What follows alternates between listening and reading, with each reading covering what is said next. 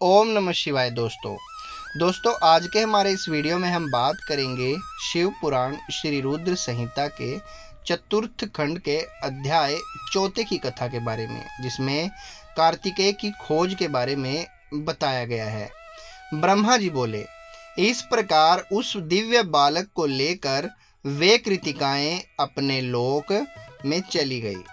वहां जाकर उन्होंने उस बालक को सुंदर वस्त्रों और आभूषणों से अलंकृत किया और बड़े लाड प्यार से उस बच्चे को पालने लगी। जब बहुत समय व्यतीत हो गया, तब एक दिन पार्वती जी ने अपने पति शिवजी से पूछा, हे प्रभु, आप तो सबके ईश्वर हैं, सब प्राणियों के वंदनीय हैं, सब आपका ही ध्यान करते हैं। भगवान, मैं आपसे एक बात पूछना चाहती हूँ।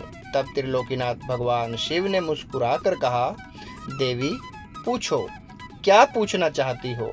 तब देवी पार्वती ने कहा, प्रभु, आपकी शक्ति जो पृथ्वी पर गिरी थी वह कहाँ गई। देवी पार्वती के इन वचनों को सुनकर शिवजी ने विष्णु जी, मेरा और सब देवताओं और मुनियों का स्मरण किया। यह ज्ञात होते ही कि भगवान शिव ने हमें बुलाया है, हम सभी तुरंत कैलाश पर्वत पर चले गए। वहां पहुंचकर हमने महादेव जी से और देवी पार्वती को हाथ जोड़कर नमस्कार किया और उनकी स्तुति की। तब भगवान शिव बोले, हे देवताओं, मुझे यह बताइए कि मेरी वह अमोघ शक्ति कहाँ है। शीघ्र बताओ, अन्यथा मैं तुम्हें इसके लिए दंड दूंगा। भगवान शिव के ये वचन सुनकर सभी देवता भय से कांपने लगे। तब उन्होंने जैसे जैसे वह शक्ति जहां जहां गई थी, वह सभी बातें शिव पार्वती को विस्तार सहित बताई। तब उन्होंने यह भी बताया कि उस बालक को 6 कृतिकाएं अपने साथ अपने लोक को ले गई हैं और उसको पाल रही हैं। यह सुनकर शिवजी व देवी पार्वती को बहुत प्रसन्नता हुई। वे दोनों अपने उस पुत्र को देखने के लिए बहुत उत्सुक थे। तब शिवजी ने अपने गणों को उस बालक को कृतिकाओं के पास से वापस ले आने की आज्ञा दी। भगवान शिव की आज्ञा पाकर उनके वीर बलशाली गण, क्षेत्रपाल और भूत प्रेत गण लाखों की संख्या में शिवजी के पुत्र की खोज में निकल पड़े। तब उन सब ने वहां पहुंचकर कृतिकाओं के घर को घेर लिया। यह देखकर कृतिकाएं भय से व्याकुल हो गई।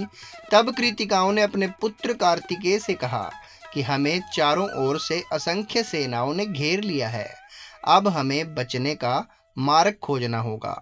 यह सुनकर स्वामी कार्तिकेय मुस्कुराए और बोले, हे माताओं, आपको डरने की कोई आवश्यकता नहीं है। आपका यह पुत्र आपके साथ है। मेरे रहते कोई भी शत्रु इस घर में प्रवेश नहीं कर सकता। माता, मेरे बाल रूप को देखकर आप मुझे अयोग्य न समझें। मैं इन सभी को हराने में सक्षम हूँ। इससे पूर्व की कार्तिकेय उन गणों की सेनाओं को नुकसान पहुंचाते, नंदीश्वर उनके सामने आकर खड़े हो गए और बोले, हे माताओं, हे भ्राता, मुझे संसार के संहार करता भगवान शिव ने यहाँ भेजा है। मेरे यहाँ आने का उद्देश्य किसी को नुकसान पहुंचाना नहीं है। मैं तो सिर्फ आपको अपने साथ ले जाने आया हूँ।